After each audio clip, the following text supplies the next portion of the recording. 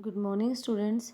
बेटा आज हम पढ़ने जा रहे हैं वसंत का पाठ 10, जिसका शीर्षक है कामचोर, और जो कि एक कहानी है।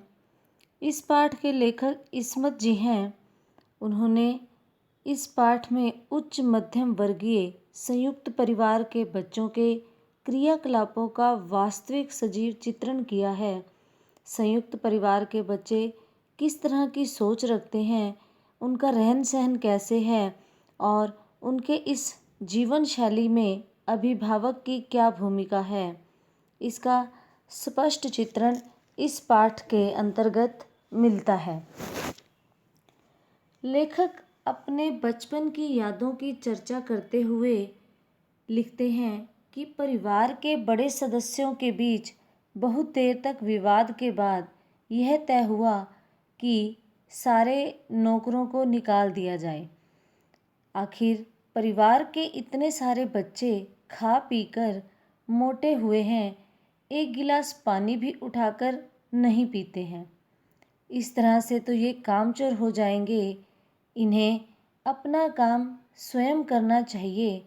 अभिभावकों का मानना था कि बच्चे कुछ नहीं करते, सारा दिन उधम मचाते हैं। लेखक को भी ख्याल आया कि हमें काम करना चाहिए।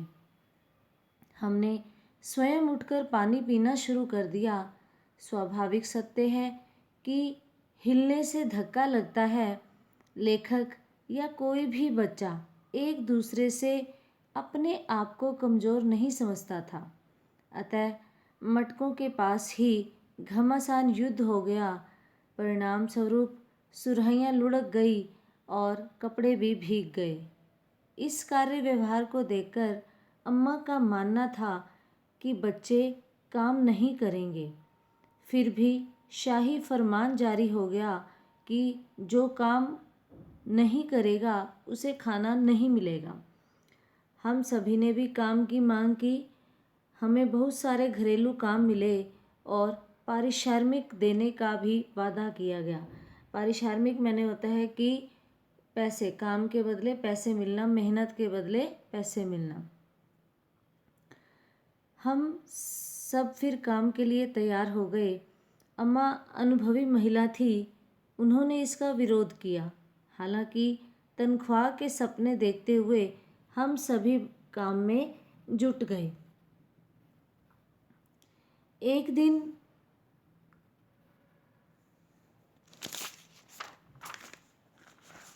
क्या हुआ कि फर्शी दरी को साफ़ करने हेतु, फर्शी दरी मतलब कि जो दरी फर्श पर बिछी हुई थी उसको साफ़ करने के लिए बहुत सारे बच्चे जुट गए।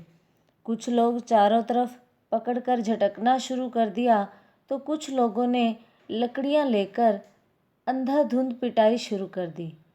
पूरा घर धूल से भर गया तथा लोग खांसते खांसते परेशान हो गए। नाक व आँख में बुरी तरह से धूल घुस गई। हम बच्चों को तुरंत आंगन में निकाल दिया गया व झाड़ू देने का आदेश दिया गया।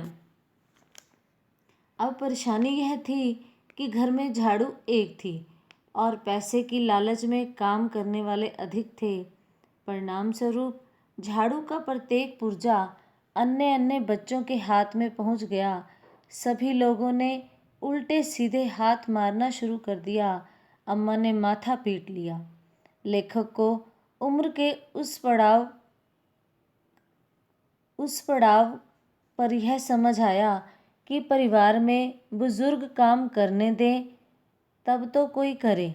वास्तव में झाड़ू देने से पहले पानी का छिड़काव करना था। ख्याल आते ही हम सब ने पहले दरी पर पानी का छिड़काव किया, जिससे दरी पर पड़ी हुई धूल कीचड़ का रूप ग्रहण कर लेती है। इस तरह से हम सब आंगन में भगा दिए गए। उसके बाद पेड़ों में पानी देने का काम भी असफल हुआ। भाई बहनों, मामुओं और फूफियों की सहायता भेजी गई ताकि काम संपन्न हो सके। पेड़ों में पानी डालने के चक्कर में जो धींगा मुश्ती हुई, उससे सभी बच्चे कीचड़ से लथपथ हो गए थे।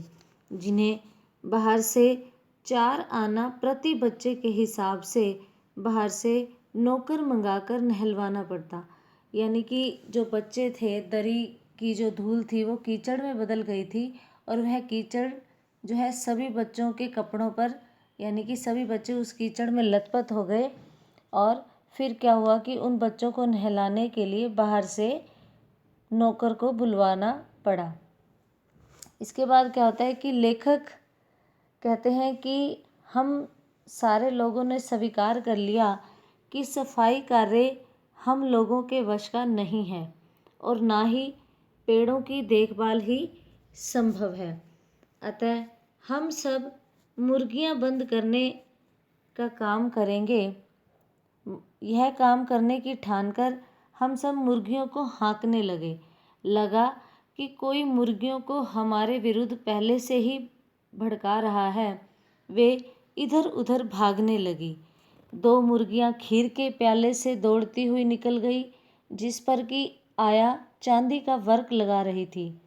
मुर्गा अम्मा के खुले हुए पानदान में कूद पड़ा तथा कत्थे चूने से लुथड़े हुए पंजे से अम्मा की सफ़ेद चादर को रंगीन बना दिया। एक मुर्गी दाल की पतीली में छमाक मारते हुए भागी, किंतु मोरी में इस तेजी से फिसली कि सारा कीचड़ मौसी के मुंह पर पड़ी, जो हाथ मुंह धो रही थी। मुर्गियां स्वतंत्र रहना चाहती थी। दूसरी तरफ किसी को सूझी कि भेड़ों को दाना खिला दिया जाए। भूखी भेड़ें दाने की सूप पर दुश्मन की तरह झपटी। भागना मुश्किल हो गया। वैसे भी भेड़ चाल को प्रसिद्धि प्राप्त है। तख्त पर बानी दीदी का दुपट्टा, जो कि सफ़ेद रंग का था, वह भी सारा नष्ट कर दिया। इस तरह से दानों का सूप जिधर जिधर से गुजरी भेड़ें शिकारी कुत्ते की तरह उधर उधर आक्रमण करती गई। लेखक कहते हैं कि हज्जन माँ पलंग पर दुपट्टे से मुंह ढाके सो रही थी। ना जाने वह किन सपनों में खोई हुई थी। उन्हें अच्छी नींद आई हुई थी। परिणाम स्वरूप मारो मारो चीखने लगी। भेड़ें सूप को भूलकर तरकारी वाली की टोकरी पर उसी वेश से टूट पड़ी। थोड़ी ही देर में तरकारी को छिलके समेत ग्रास कर गई, यानी कि खा गई। इधर परले मची थी तो दूसरी तरफ बच्चे जैसे तैसे अपने काम में जुटे थे। उन्हें काम ना करने पर रात को भोजन ना करने की धमकी दी गई थी। वे बिना धुली भैंसों का दूध निकालने में प्रयासरत थे।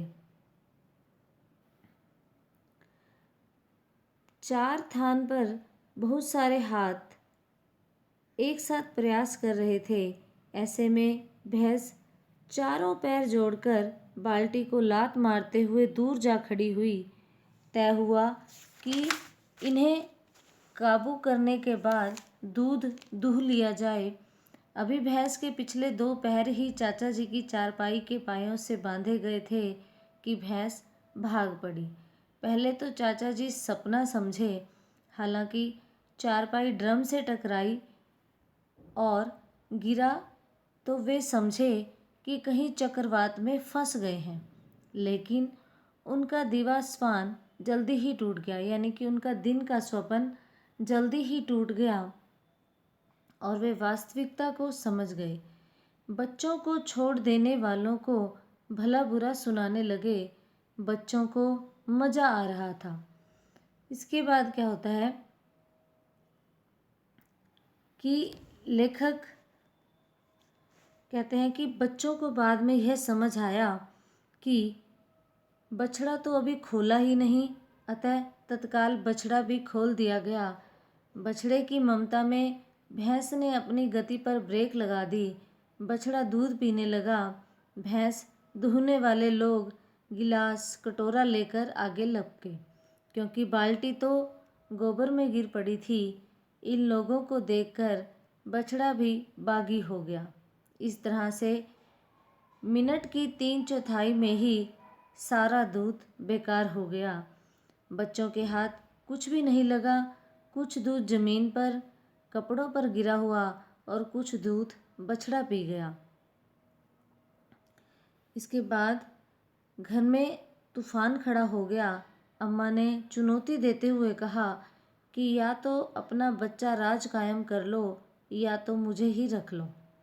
अब्बा ने सबको पंक्तिबद्ध खड़ा करके, यानी पंक्तिबद्ध होता है कि लाइन में खड़ा करके कोर्ट मार्शल किया कि अगर किसी बच्चे ने घर की किसी भी चीज़ को हाथ लगाया तो रात का खाना बंद हो जाएगा। इसके बाद इन लोगों को किसी भी तरह से चैन नहीं। हम लोगों ने भी दोबारा निश्चय कर लिया कि अब हम हिलकर भी पानी नहीं पिएंगे। तय कर लिया कि अब हम हिलकर भी पानी नहीं पिएंगे, यानी कि अब हम कभी भी घर के किसी भी काम को हाथ नहीं लगाएंगे। इस कहानी का मेन उद्देश्य यह था कि बच्चों में बचपन से ही काम करने की आदत को विकसित किया जाए, यानी कि जब काम करने का समय होता है बच्चों को कहने की ज़रूरत ही ना पड़े। बच्चे खुद से देख लें कि क्या यह काम हमारे बस का है, तो हम इसे कहने से पहले ही पूरा कर दें।